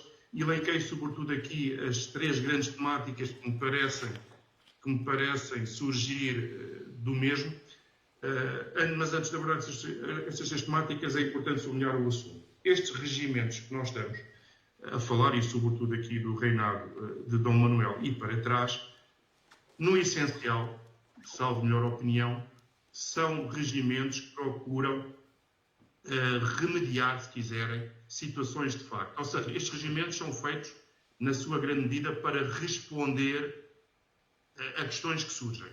Ou seja, não são daqueles regimentos que nós hoje podemos estar a pensar que vão cobrir todas as hipóteses. Ou seja, não são regimentos que visam, se quiserem, como nós hoje temos na legislação, não é? Cobrir todos os âmbitos. Eu penso que estes regimentos têm que ser lidos à luz das questões que surgiam na altura e que tinham-se de dar resposta. Daí que eles são, muitas das vezes, incompletos, quando pensamos que um regimento deveria falar de todos os oficiais e de todas as vertentes de uma determinada instituição, e nós vamos ver que não. E, portanto, isso eu creio que deve ser essa dimensão muito, muito compilatória ainda destes regimentos e muito casuística. Por exemplo, aqui nesta questão dos oficiais, não temos nenhum apartado específico para os juízes. Juízes esses que eram, como vimos anteriormente, dos principais oficiais camarários. E, portanto, não temos nada sobre isso, como não temos também nada sobre, por exemplo, os procuradores dos mistérios, não é? E, portanto, temos que ler estes regimentos à luz dessa temática. Ainda assim, apesar de tudo, este regimento fala de muitos oficiais e dá, se quiserem, um apanhado das funções de muitos deles, a começar nos vereadores, que são os mais importantes, não é? Os tesoureiros, Almocacés, Mordomos, o procurador. Se repararem, muitos destes já estavam elencados anteriormente. E, portanto, isso é algo essencial. O que é novo, que podíamos chamar como mais novo, seria a preocupação que este regimento dá à gestão documental, ou seja, à elaboração de documentos escritos que vão servir para gerir, não é? Gerir a burocracia camarária e para gerir, de facto, os assuntos que são necessários dirimir ao longo do tempo. E aqui, obviamente, temos aqui, sobretudo, a questões associadas na gestão burocrática à variação, como é que se faz, quando, de que forma, com competências dos vereadores, etc. E depois a questão da tomada das contas e a gestão das obras. Portanto, aqui a dimensão financeira que é extremamente importante. E um último apartado muito interessante sobre as cerimónias, sobre as entradas régias, a morte do rei, nascimento do príncipe. Portanto, devo dizer que neste momento este regimento dos vereadores está, ou seja, que a consulta está grandemente facilitada, não é? Pela publicação há pouco tempo do Ivo Carmesim, dirigida pela doutora Edith Alberto, e, portanto, podemos, de uma forma muito mais fácil, aceder a toda esta informação e estudá-la de uma forma muito mais fácil. E, portanto, é justo sublinhar, de facto, essa nova atenção e, sobretudo, essa vontade do Arquivo Municipal em pôr cá fora, em dinamizar e vulgarizar, de facto, a documentação que tem. E, portanto, esta dimensão do regimento dos vereadores é interessante por isso, porque faz um levantamento das competências da altura da maior parte dos oficiais e que mostra diferenças que havia na altura sobre a gestão dos assuntos. E aqui, eu não vou, já estou também quase no meu tempo, portanto, eu não vou aqui insistir sobre muito, vou sobretudo sublinhar que, na verdade, aquilo que se perspectiva é que não há grandes mudanças na orgânica camarária, portanto, aquilo que havia no século XV parece ser a imagem que dá o regimento, com uma alteração. Passamos de 24 a 1 taxés para 12, ou seja, em vez de serem mandados mensais, neste momento passam a mandados quadrimestrais. E isto porque, segundo o legislador, não dava tempo para os aumentassés tomarem conta dos assuntos. Ou seja, portanto, não tinham tempo para se integrarem dos assuntos, era só um mês. E, portanto, neste momento, de facto, são mandados quadrimestres, portanto, e eram, de facto, revezados, se quiserem, 2 cada mês, para darem sempre um velho e um novo, não é? Para que pelo menos 2 deles se inteirassem dos assuntos. Portanto, a primeira ideia-chave é que, este início do século XVI, a alguns deste regimento não traz grandes mudanças nesta orgânica camarária. Aparentemente, aquilo que parece mais, se quiser, evidente é mudanças na variação. Ou seja, as variações, quando começaram, essencialmente nos anos 40 do século XIV, eram reuniões estritas dos oficiais camarários, mas que se estendiam aos vereadores, aos juízes, ao procurador. E no século XV ainda temos um pouco essa ideia. É verdade, já mais restrita. Essencialmente temos legislação de 1440 que nos diz que na variação devia estar presente os vereadores, o procurador, o escrivão, etc. E aquilo que nós vamos ver é que há um fechamento marcado desta variação. Ou seja, neste momento e a partir de agora, só quem pode estar na variação são 3 vereadores, o escrivão da Câmara e o corregedor, quando tivesse que estar presente. Portanto, de iure deveria estar os 3 vereadores e o escrivão da Câmara. E é muito curioso, porque o documento representa, e eu aqui espelhei isto de uma forma muito gráfica, de facto, este novo alinhamento. Ou seja, em vez de uma mesa muito grande, como estava anteriormente, eles dizem que a mesa tem que ter 10 palmos por 6, ou seja, 2,20 metros por 1,82 m. Portanto, percebe-se que, na verdade, eles querem restringir, de facto, a dimensão das pessoas que podem aceder à Câmara. E que, de um lado, vai sentar o escrivão da Câmara, num banco do lado do escritório, e que o corregedor vai sentar no banco do lado da janela. E que, quando for preciso, há um conjunto de oficiais camarários que se pode sentar do lado do corregedor, vocês têm aqui o elenco, o juiz do cível, o juiz do crime, etc. E, quando é necessário que o vereador das obras ou o contador da cidade venha, ele sentar-se-á no lado do banco no qual se assenta o escrivão da Câmara. e que, se vierem dignidades ou fidalgos cavaleiros, estes podem sentar num banco ou no outro, consoante os vereadores quiserem. Mas que, fora disso, ninguém pode sentar na mesa. E, portanto, quando as pessoas vão falar com os vereadores, não podem passar agora uma grade, que eles dizem que tem que ser bem pintada, para que haja uma separação, de facto, entre quem vai tratar dos assuntos à variação e os vereadores. Portanto, aqui estamos a falar, de facto, de uma variação muito mais restrita, com um condicionamento muito mais restrito de acesso, certamente pelos longos conflitos que sempre houve no acesso à variação e de quem tinha voto na matéria. E, portanto, é muito interessante que este regimento seja tão preciso nesse aspecto. Depois também, muito interessante, esta dimensão documental, que, na verdade, nós vamos buscá-la ao capítulo do escrivão da Câmara e, neste apartado, o regimento diz que tem que haver um livro específico e depois diz o que é que o livro tem que ter.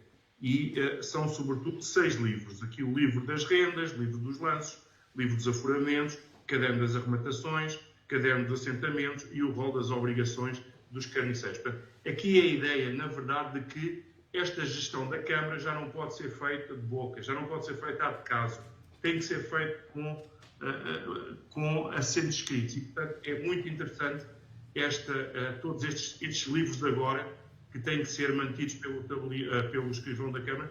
E, aliás, será interessante ver, depois, nos anos seguintes, se estes livros vão dar origem ou não a séries documentadas. E, portanto, é interessante ler num estudo, se quisermos fazer um estudo da documentação estudada pelo Arquivo Municipal de Lisboa, não é? Hoje, que tipo de documentação existe que se pode refletir neste ordenamento, ou seja, do que é que subsistiu deste ordenamento, se quiserem, da organização da informação. Parece-me um trabalho muito interessante e que podia ser desenvolvido num futuro, era tentar perceber se esta organização da documentação deu origem, de facto, a algo que ainda hoje se conserva ou não. Portanto, parece muito interessante. E nesse âmbito, por fim, e a última ideia é as competências do guarda da Câmara, que me parece muito interessante, porque lá está, remete sempre para esta ideia do escrito, a ideia da importância do registro escrito, nomeadamente aqui ao nível da sua guarda, e para isso, portanto, o regimento manda que ele fique, ou seja, que seja ele o possuidor de grande parte da documentação que é necessária, das posturas, das ordenações, o livro da fazenda, etc. E que também seja ele, em parte, responsável pela conservação, pela guarda desses registros, nomeadamente através das chaves das arcas e dos armários onde esses livros estão guardados. E, portanto, não resisto aqui, sobretudo, justo a sublinhar o último, a ideia de que ele tem que ter a chave do armário do cartório onde estão os tombos e todas as escrituras da cidade. Portanto, há aqui uma atenção muito específica com a ideia da guarda da documentação, com a conservação da documentação, que, não sendo algo novo, obviamente, é algo que aqui assume um foro extremamente importante. E, curiosamente, também, só para terminar, esta ideia do transporte de documentos, portanto, a ideia de que, para que não haja extravio de documentação, só ele é que pode transportar documentos para fora da Câmara, ou que ele acabará por receber metade do que for dado pela busca de documentos em livros ou escrituras. Portanto, esta ideia também do escrito, já não como forma de registar a documentação, mas sobretudo de conservá-la, parece-me muito interessante. E, bom, para concluir, primeira nota, obviamente, que é um tema que precisa de ser aprofundado, e aqui eu dei, creio eu, algumas indicações, por exemplo, da necessidade de se estudar o recrutamento desta instituição na segunda metade do século XV e, sobretudo, aqui. E será neste recrutamento que nós podemos ver, eventualmente, diferenças também nessa governança. Não há, de facto, muitas alterações da estrutura dirigente, pelo menos algum daquilo que se conhece. Portanto, seria interessante ver se a documentação também confirma esse dado. Aquilo que parece ser ainda agora mais importante, de facto, é importante destas mudanças de gestão processual e documental. Portanto, seria interessante estudar o reflexo disto tudo.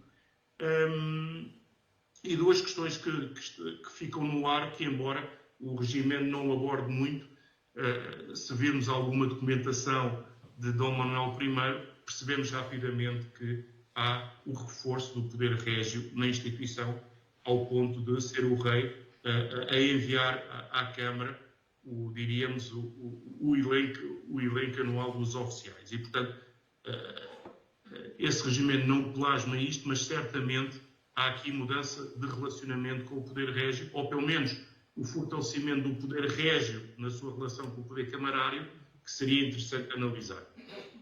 E por fim, as mudanças, de facto, se existe ou não esta incapacidade de intervenção no poder municipal. Tínhamos visto no início que as câmaras, o seu raio de ação era muito limitado àquelas dimensões. Portanto, seria interessante perceber se isso se mantém, ou se, na verdade, acaba por ser ainda, esta dimensão de intervenção acaba ainda por ser menor face ao desenvolvimento ainda desse poder de intervenção com Dom Manuel I. Muito obrigado.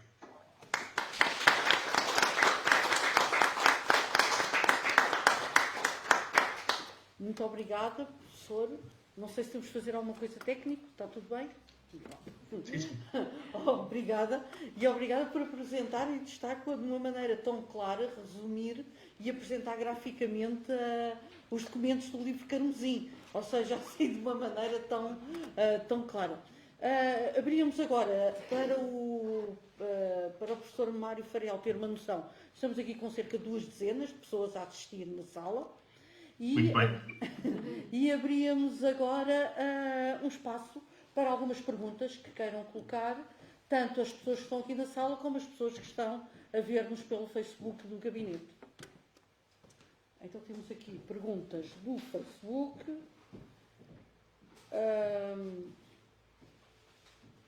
Então temos aqui uma pergunta do António Henriques para o professor Mário Farel, e que diz: gostaria de perguntar ao professor como vê o papel da cidade no abastecimento de cereais antes e depois do terreiro do trigo. E depois dá os parabéns aos dois oradores.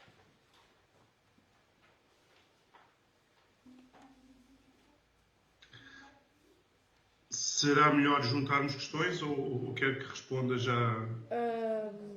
Se calhar nós neste momento não temos mais nenhuma aqui pelo Facebook, por isso se calhar, professor, podias responder. Podia responder. Sim. Muito obrigado, obviamente, agradeço a questão. A questão do abastecimento em cereais obviamente uma das mais importantes, se quiserem, competências da cidade, porque obviamente o cereal é fundamental na alimentação, não é? O pão é a base da alimentação, portanto os cereais servem para produzir pão, entre outras coisas, mas sobretudo pão, e portanto o pão é essencial na alimentação e portanto, em primeiro lugar, a cidade tem que assegurar que é bem fornecida em pão e, eu acho, a cidade sempre foi, de uma forma continuada, deficitária em pão. Não é caso único, nós sabemos que, em termos estruturais, as cidades portuguesas sempre foram deficitárias em pão e, portanto, tiveram sempre que importar. E Lisboa, não é, sendo a maior cidade, aquela com mais habitantes, de facto, teve que lidar com esse poder, com essa questão.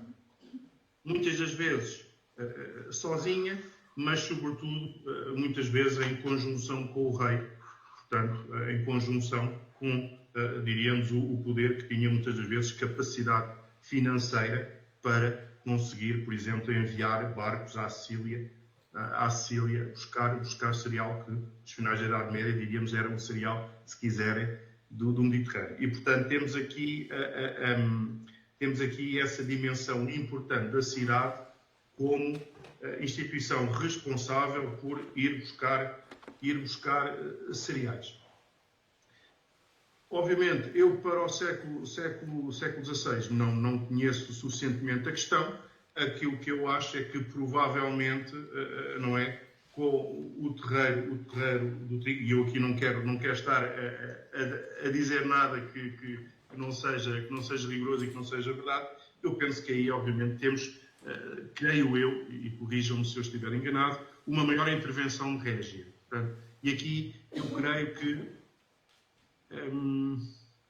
podíamos pensar, não creio, numa demissão do Conselho dessa responsabilidade, creio que não, mas essencialmente aqui, eventualmente, no aumento da capacidade do rei, ou pelo menos da responsabilidade do rei, em assegurar essa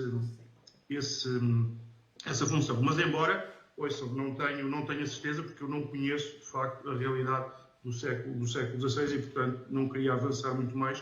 Aquilo que eu sei é que no período que eu estudei, na verdade, no século XIV e para o século XV, e sobretudo derivado das crises fomentárias, há aqui uma grande pressão que é exercida sobre a cidade para que seja capaz de ir buscar cereal que precisam. E, portanto, aí o rei vai dar bastante ajuda, seja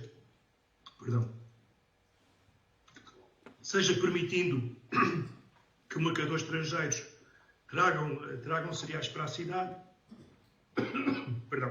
seja aliviar a legislação, sobretudo, para permitir, de facto, a permanência desse cereal e que ele não seja exportado, como poderia às vezes acontecer. E, portanto, eu penso que é o que eu posso dizer. Não queria avançar muito mais para o século XVI, porque desconheço.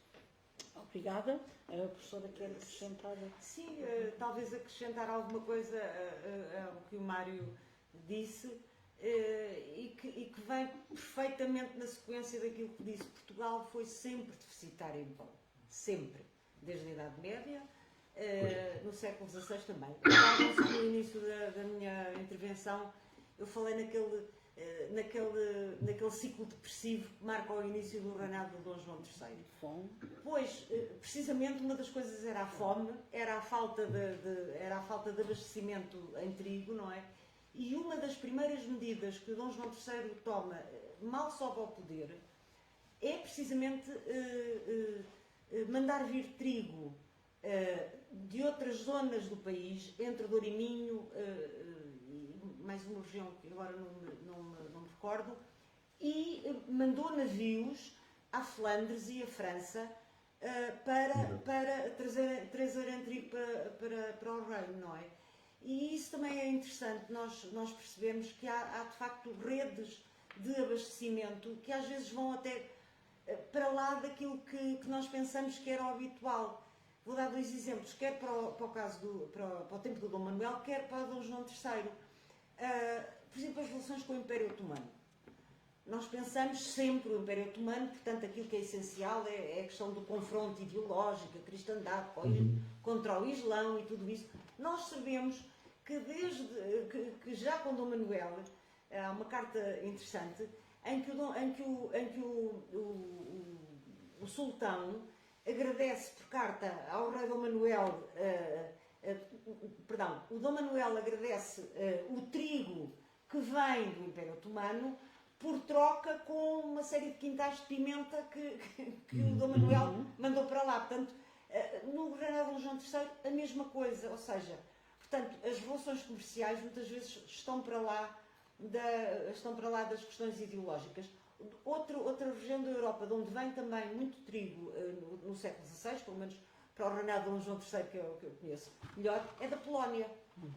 O reino da Polónia, que faz o seu apogeu no século XVI e é um grande produtor de trigo. Portanto, desde o início do reinado de Dom João III, estamos sob essa questão da crise fermentária, não é?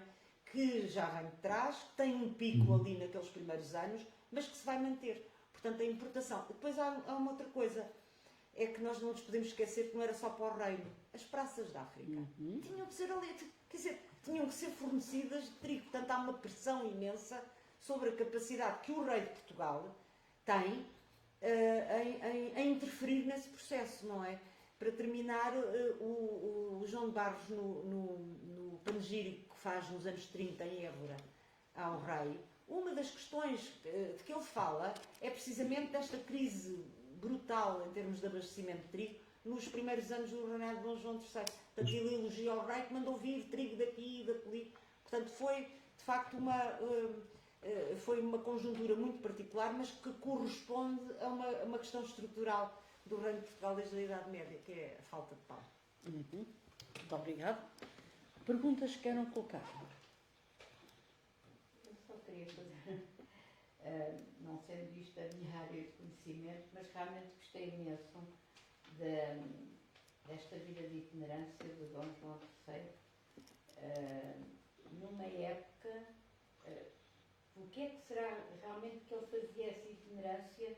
Não era para peste, por outras razões, por gostar, num momento, numa época em que Lisboa, a Rua dos Mercadores, era a Quinta Avenida, era o mais importante do mundo,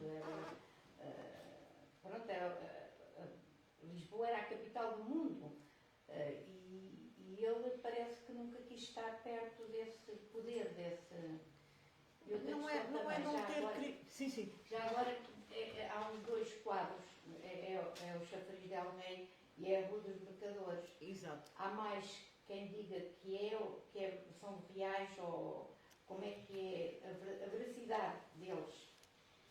Agora não percebi. A veracidade deles em relação Pois, quer dizer, não, eu não quero dizer, talvez, porque eu depois tive que concentrar um bocadinho, porque estava já a ultrapassar o tempo.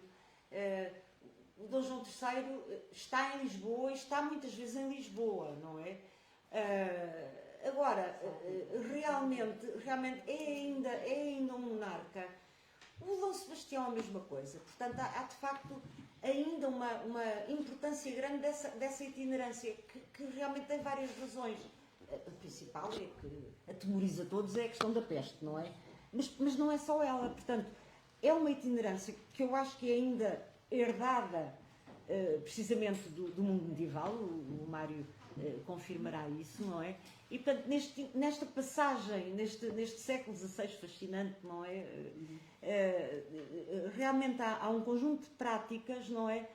Que remetem ainda para um passado que vai desaparecendo devagarinho, não é? E, portanto, de facto, os reis não estão, como mais tarde, como o epígono do absolutismo, não estarão como Luís XIV em Versalhes. E aquilo é o mundo que existe, e uma corte concentrada e tudo isso. Portanto, é um processo que se vai fazendo, mas no século XVI, pelo menos na primeira metade do século XVI, mas eu alargaria até ao Dom Sebastião, não é?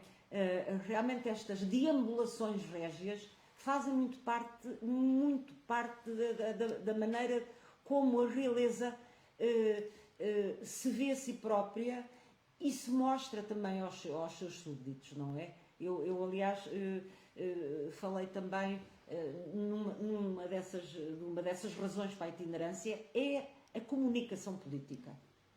A comunicação política, que é um conceito, enfim, que nós utilizamos, não é? E, portanto, a visão do rei, a parousia do rei, em determinados momentos cerimoniais ou menos cerimoniais, faz parte dessa sedimentação e dessa consolidação de um sentimento de pertença.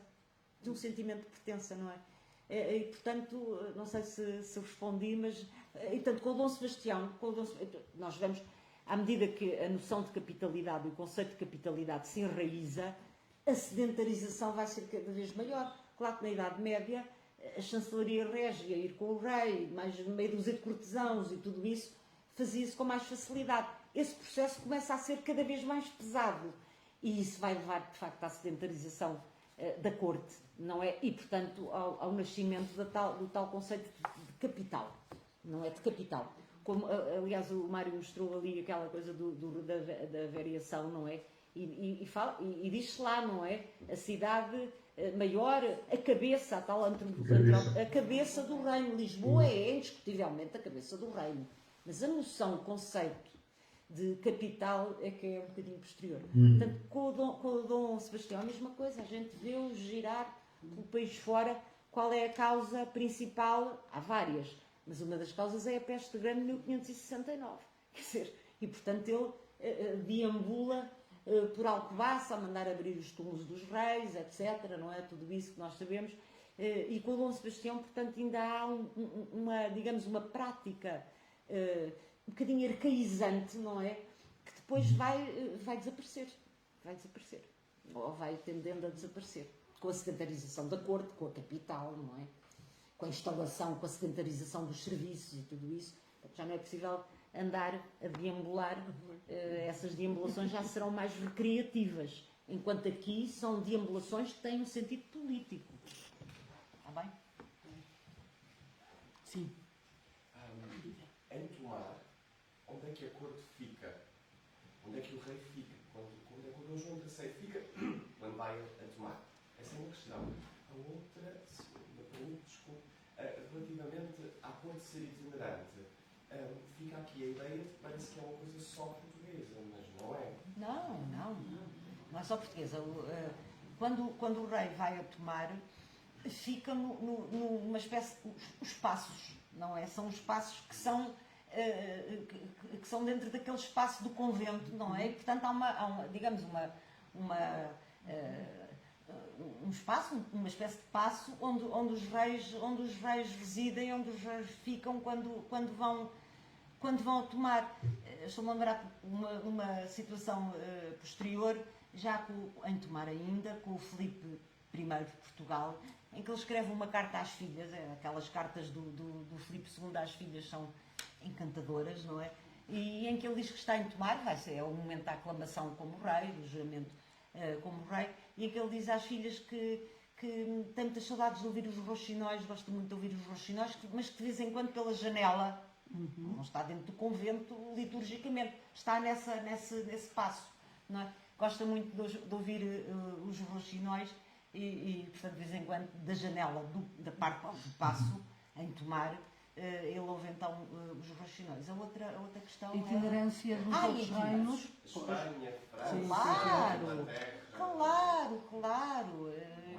Claro, a itinerância não é uma prática portuguesa, é qualquer coisa que tem a ver com as realezas europeias todas, não é? Quer dizer, os reis católicos também, na Idade Média, o Mário saberá melhor do que eu, mas também confirma, não é?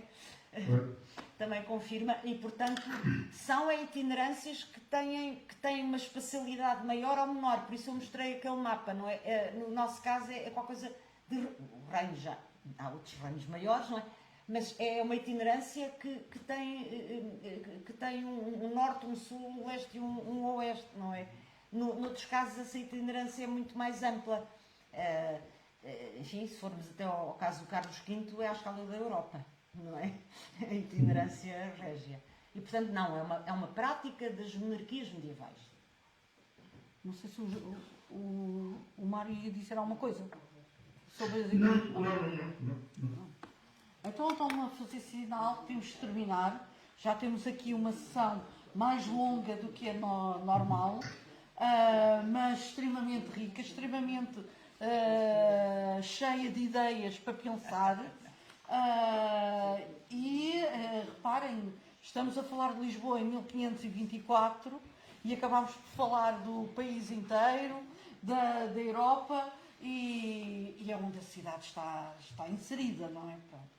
Agora, para terminarmos, ia só chamar a vossa atenção para já agradecer, em primeiro lugar agradecer a presença dos dois oradores, da professora Ana Isabel e do professor Mário Farel. Obrigado. Agradecer que muito enriqueceram o nosso projeto com este seminário e abrir já uma porta para o próximo. O próximo vai ser no dia 17 de dezembro e vamos para outra área completamente diferente. Mas complementar as práticas de saúde e de assistência. Por isso vamos ter a doutora Joana Balsa de Pinho, que nos irá falar do Hospital Real de Todos os Santos e da Misericórdia, e eu, que vou falar das práticas de saúde e, sobretudo, e se calhar que se encaixa tão bem no que vocês disseram, Dom João III não estava em Lisboa, mas sabia muito bem que a peste entrava por Lisboa, e então o grande trabalho, o grande empenho que ele tem em controlar a entrada da peste em Lisboa, ao ponto de mandar um desembargador para a Itália, ver o que é que as cidades italianas faziam, para o mesmo implementar em Lisboa. Por isso fica já aqui aberto o interesse para daqui a um mês, mais ou menos, dia 17 de dezembro, e cabe-me agradecer novamente aos oradores, agradecer a todos os presentes e agradecer os que nos estão a acompanhar pelo Facebook. Para os que estamos aqui, temos um porto de honra para oferecer e até à próxima. Obrigada.